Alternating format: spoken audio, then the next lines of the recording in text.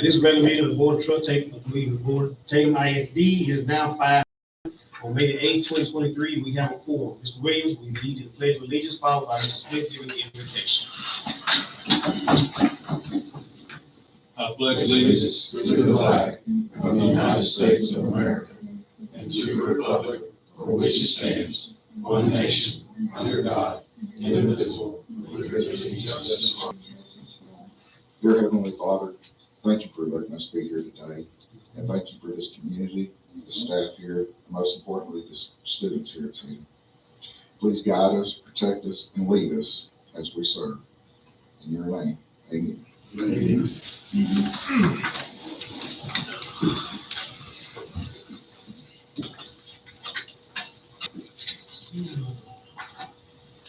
First action item is reorganization of the board.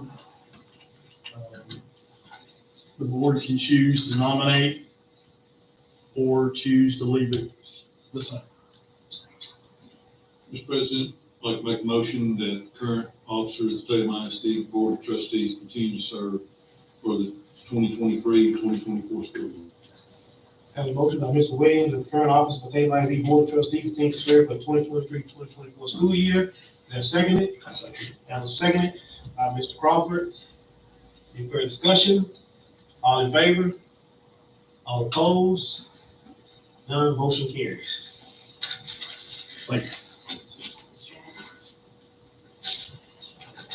Steve, I have a question. No, sir.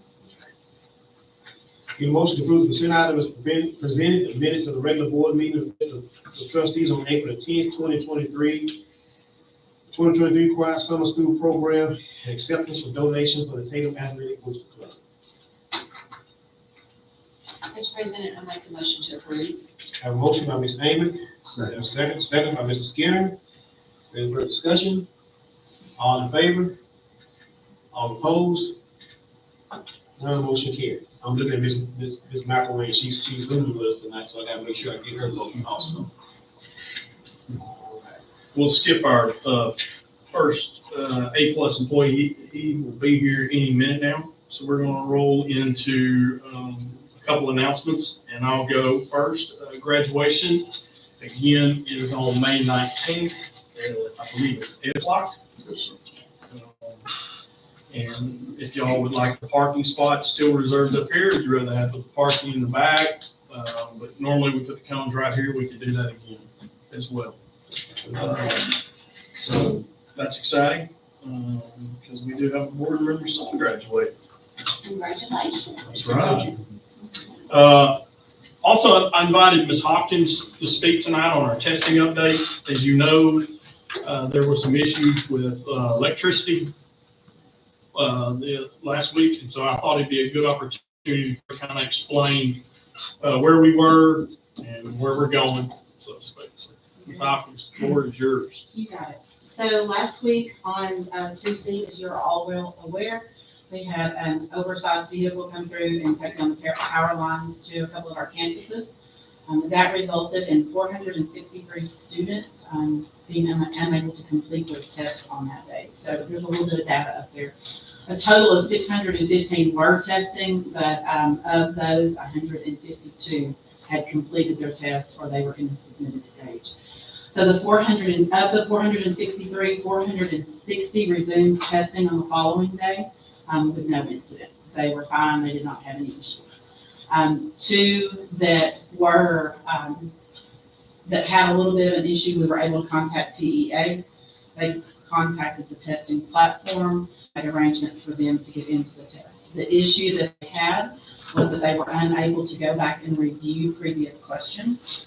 So that was good. We needed them to be able to follow the strategies that have been put in place by our teachers over the year. When you get to the end of the test and you go back and you review each of your questions.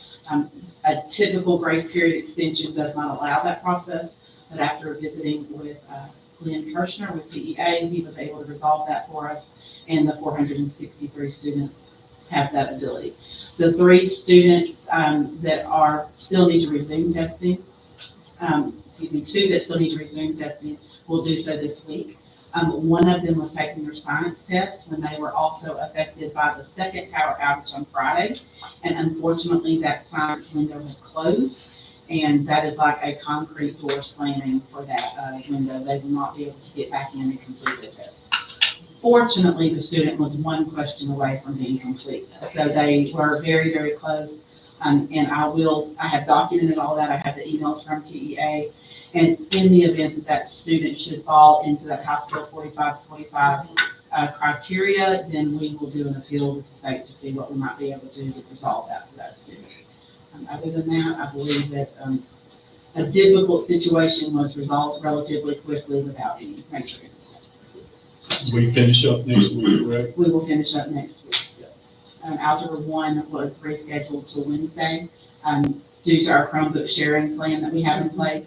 Since we did have to add an extra day in to allow those students to complete their test, we moved the Algebra 1 test to Wednesday of this week. So we'll complete that on Wednesday with a couple of days to pick up any kids that might have any absences from that. Okay.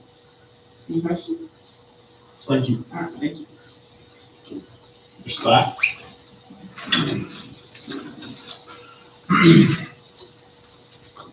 As you're aware, out of the 6 weeks, the six weeks in a year, we take 5 to recognize employees.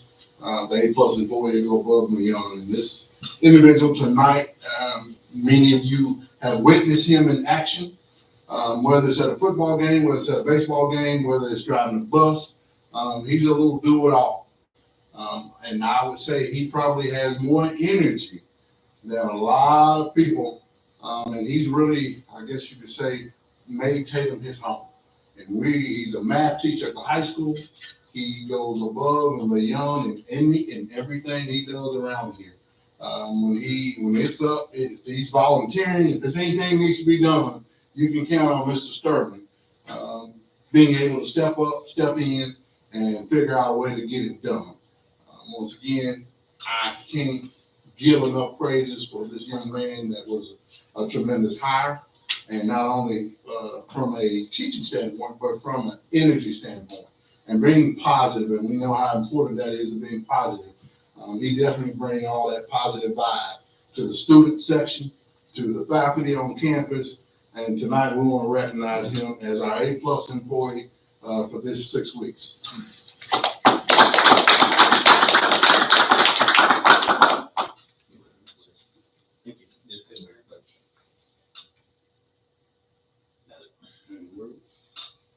No, I'm glad to be here.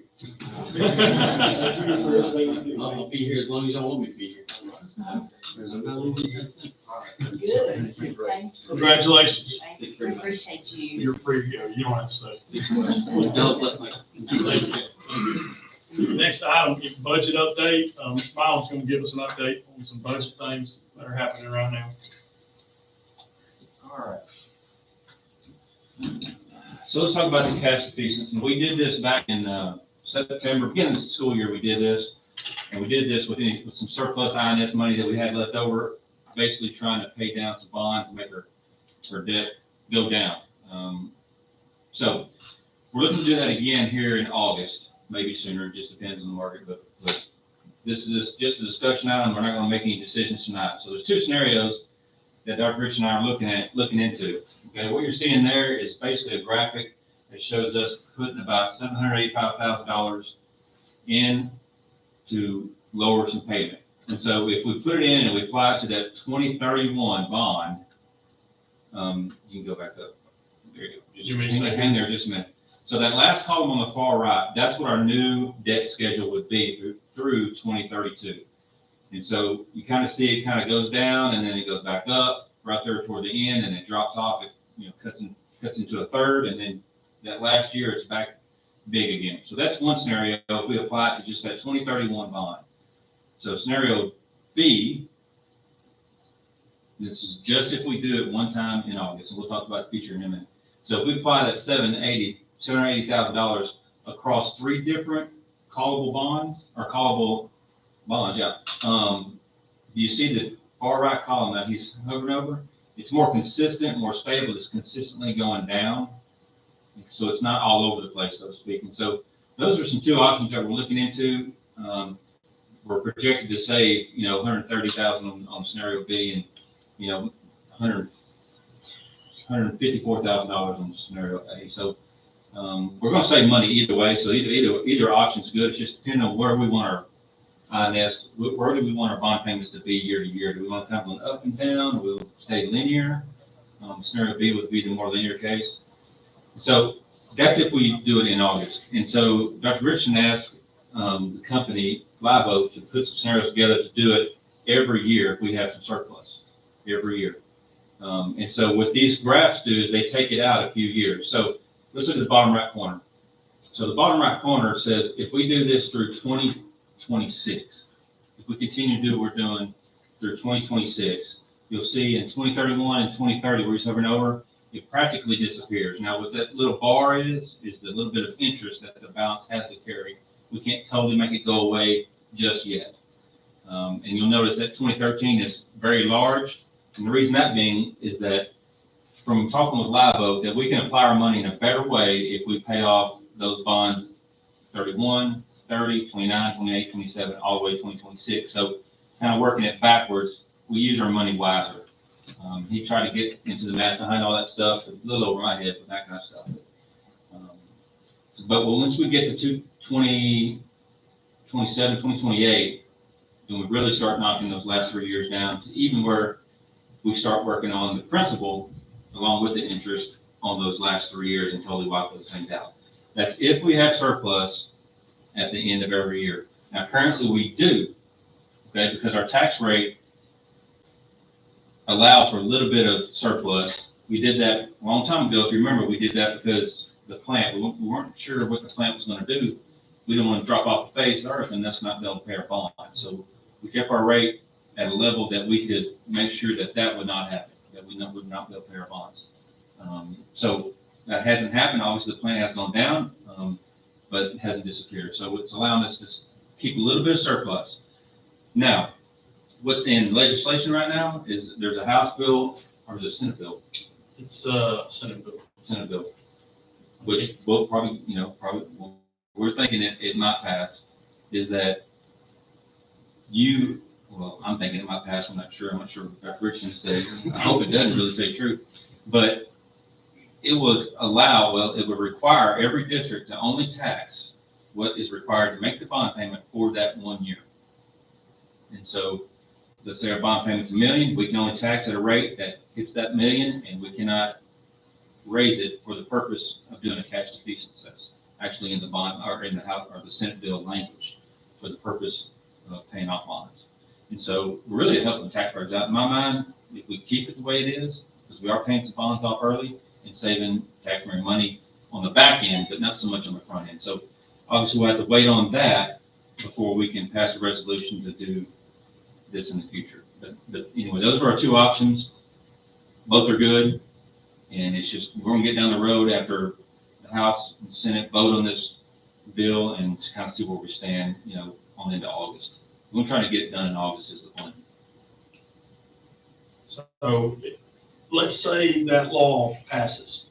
And so we can never do this again. So that's where we're sitting here discussing, do we try to go ahead and lower our payments throughout the process? It might come back in another legislative session and get reinstated. Currently, right now, there's an amendment attached to it that will allow you to do it if 60% of your board, 6 board members approve it. Now, there's a lot of transparency that you have to advertise when you adopt your INS. This is why we're doing this. We're keeping our INS the same. It is going to generate more money, but we're paying off the debt sooner, so to speak, or we're trying to lower that so we can lower our tax rate. But a lot of things can happen, like Mr. Miles talked about. A lot of things can happen between now and the end. And if it's an extra legislative session, like we think we might be in another 2 of them, then we don't know when we'll get the answer. But we have to do this in August. Once we do it this year, we will automatically be able to do it again next year because the bill does not take effect until January of 24. So next August, when we adopt our INS. If we're able to do it, we would have to be more transparent, use more transparency and explain why we're taxing at this level. But we actually get one extra year in based off of this year. This coming August, when we adopt our INS tax rate. So this would go down even more. And so we just wanted to get y'all's thoughts because, is it better to pay it off sooner?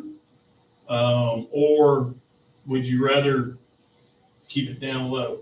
If you could continue to do it, if we could continue to do it, then I feel the conversation needs to be had. Do we want to pay that debt off earlier?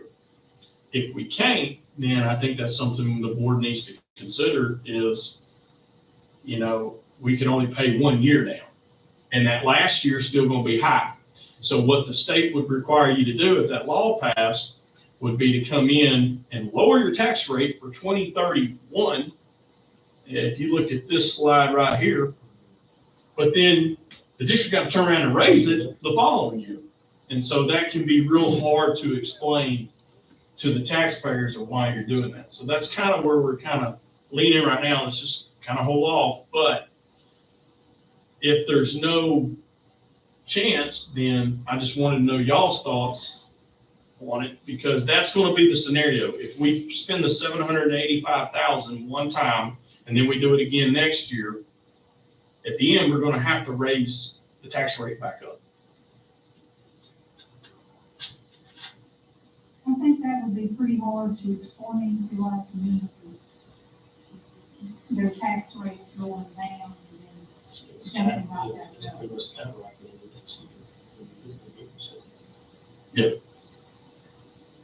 Because valuations are going up. And you'll see with the scenario A is with the lump sum, basically. It takes the 2032 and we can get it down to about 2029. So I would say it knocks off at least 2 years by doing this. How much interest are we saving on doing that?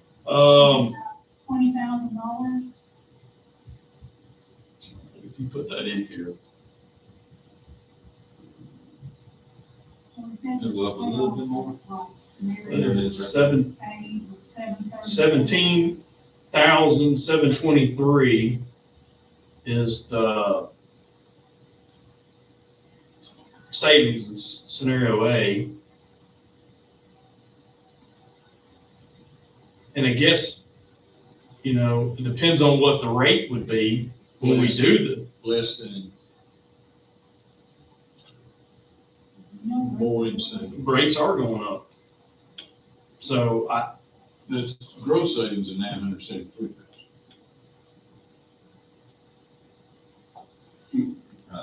Scenario, the difference between scenario A and B is 17,000. So, yeah, we still, One, A produces 17 more than B in savings.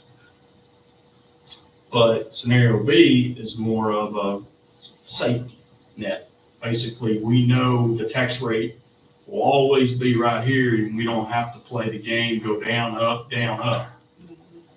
Which we still have one of the lowest tax rates in the area, don't we? Even though it's the lowest. Well, The lowest. Right, yeah, and the state dictates what our tax rate's gonna be with the M&O side. right. So we have no choice. In the past, we could always up it, up to $1.50 back in the day, and then it changed to $1.17 or $1.04, and your 13 pennies for your TRE. on the INS side, you don't need to go to approval. Right. We just have to inform them, this is why our tax rate's here, or whatever. We have to figure that.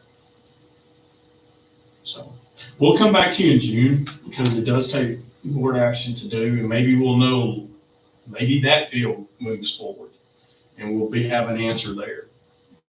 But we kind of wanted y'all to kind of look at this and kind of know what we're kind of thinking and making sure we're thinking the way we should be on it. Okay.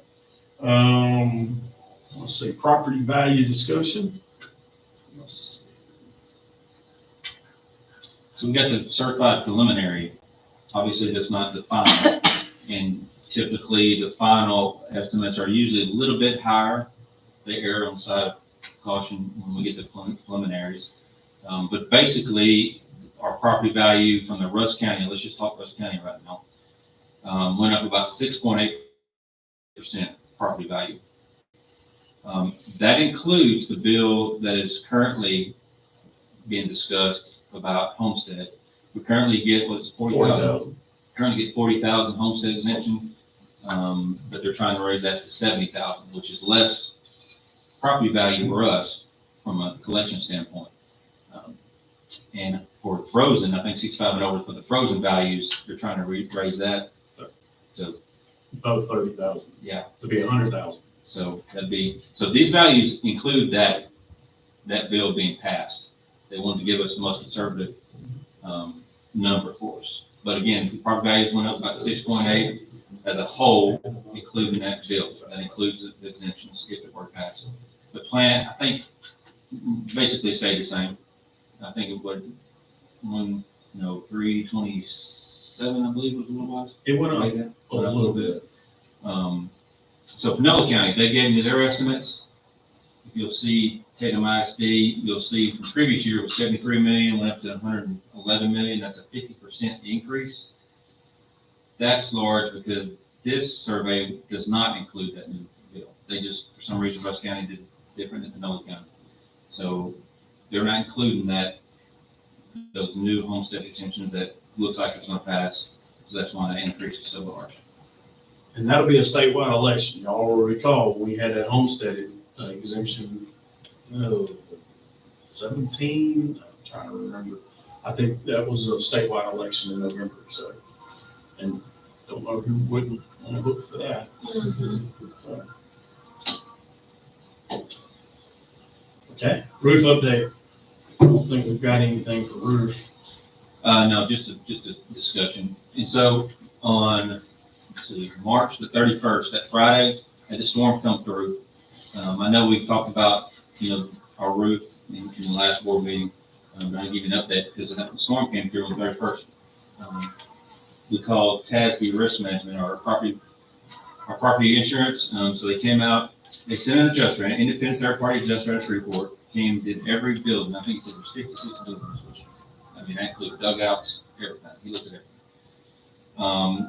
He told the insurance company, our insurance company, that he needs an expert to come out to look at the high school and the middle school, those flat roofs that are 2-ply, 1-ply at the elementary. So they sent an engineer out of Dallas, and I haven't got his report back, but just early indications are saying that he doesn't think that it was storm damage, it's just an old roof. So still haven't gotten it back from him. So once we get a report from the engineer, the TASB Risk Management will get with AS&G to give us an estimate if the file goes, or if the claim goes through, or if they're not going to say it's valid. So we're still waiting on that engineer's report. We did have somebody with the engineer that is somewhat their advisor and working on our behalf. We don't, we want to be able to trust, different people's opinion, their guy and our guy. So the engineer was accompanied by somebody on our behalf. So that's the update, and we'll probably know something, I would say, probably by the end of the week. All right. Thank you. Any questions? Good. Next item is consider improved instructional materials allotment and teach certification. Again, every year, this is something the board has to approve. And so this is my recommendation that we approve the teach certification, what we're teaching at the grade levels and at all the campuses. Do I have a motion to approve the 2023-24 instructional materials allotment and the TEKS certification as presented? Mr. President, I so move. Have a motion by Mr. Smith, A second. have a second by Ms. Amy. Any further discussion? All in favor? All opposed? None, motion carries. Next item is to consider and approve budget amendments for the purchase of district vehicles and roof recover. Again, as we had voted on that last month, in anything big purchases, we need to make budget amendments. So we switch that money around, and so that's what this boils down to, but also give an update on where we are on vehicles. I think in August. Still, checked with them last week, and so it looks like August is gonna be delivery time. So if it comes across the fiscal year, August, September, we're still good from a board standpoint of it being approved. There just gotta be some accounting things that's gotta happen if it's payable into the next school year.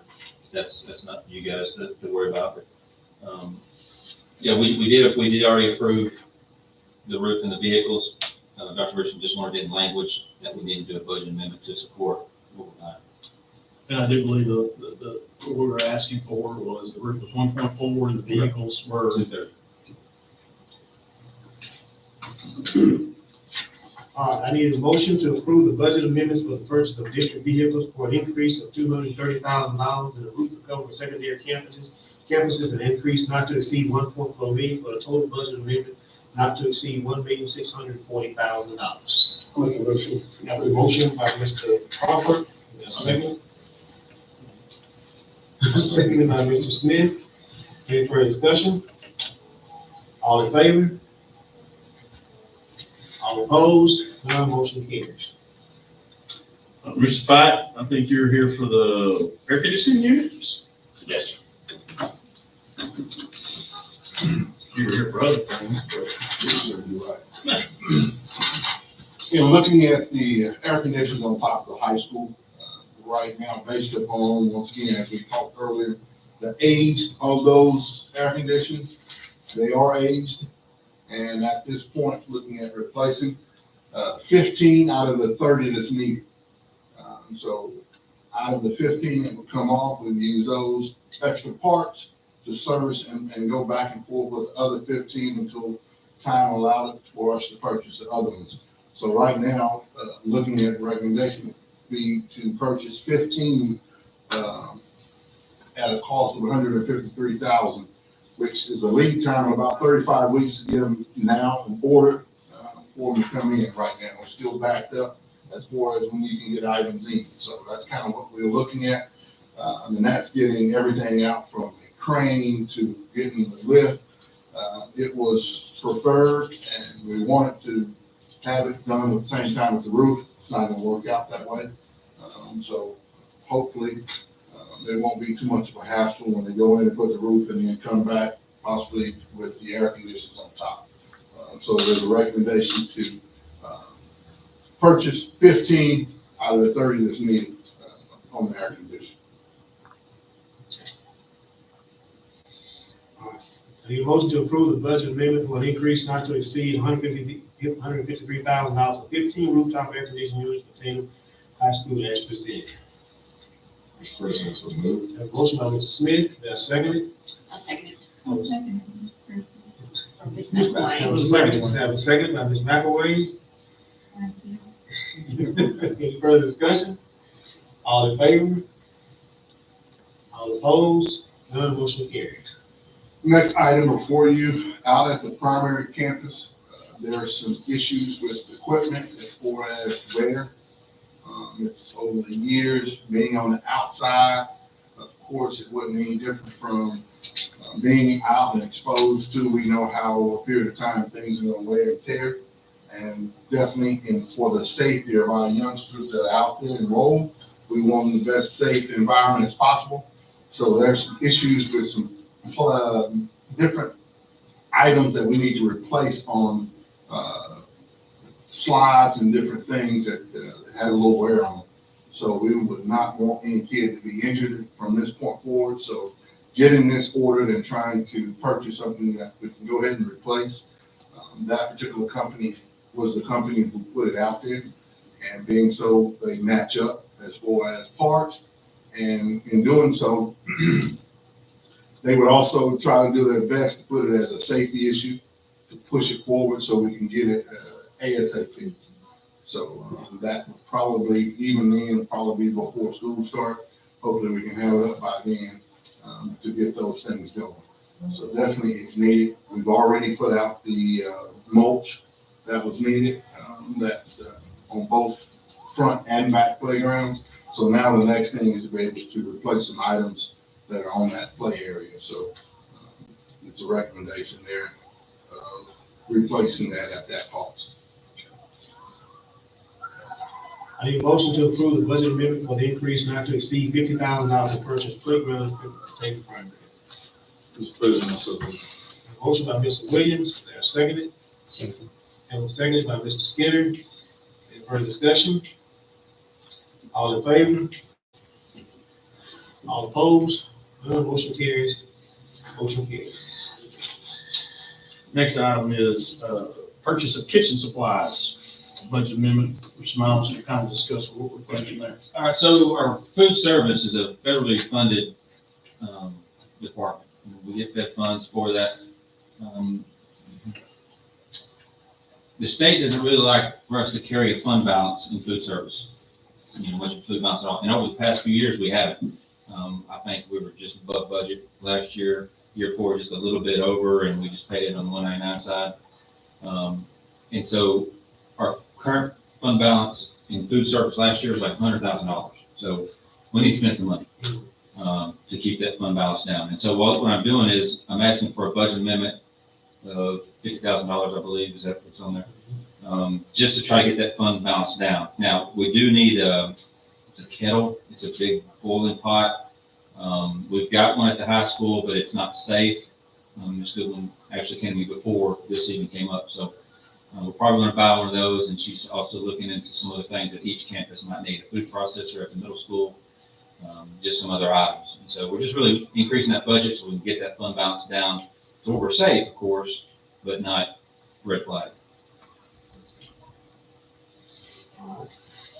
I need a motion to approve a budget amendment for an increase of $50,000 in Fund 1240 for the purchase of kitchen supplies as presented. President, I so move. A motion by Mr. Smith, a second by Mr. Crawford. Any further discussion? All in favor? All opposed? None, motion carries.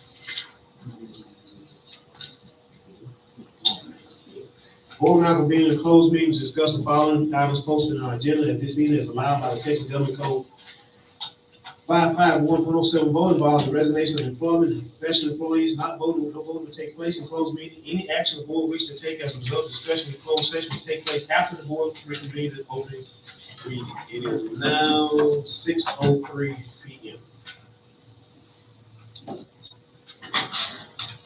Good to see you, Karen.